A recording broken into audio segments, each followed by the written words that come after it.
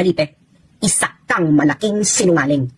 Kung sa tingin mo mali ang sinasabi ko, iisa lang ang pwede mong gawin para masampal mo ako ng katotohanan. Ipakita mo ang liquidation with resibo ng iyong MOOE for 7 years na, Dalipe. And that is already, ikaw pa lang yan, Dalipe ha.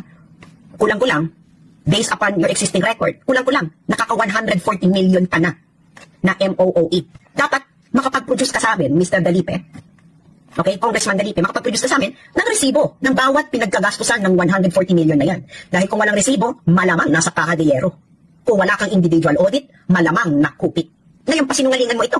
Ipakita mo ang individual audit mo. Ikaw mismo, yung opisina mo, Congressman Dalipe. Huwag kang magtatago sa House.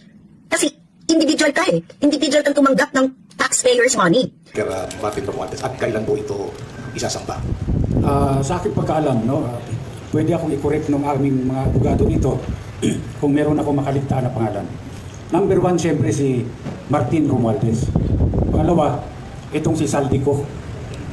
Pangatlo, itong si Majority Leader Manix Dalipe ng Zamboanga.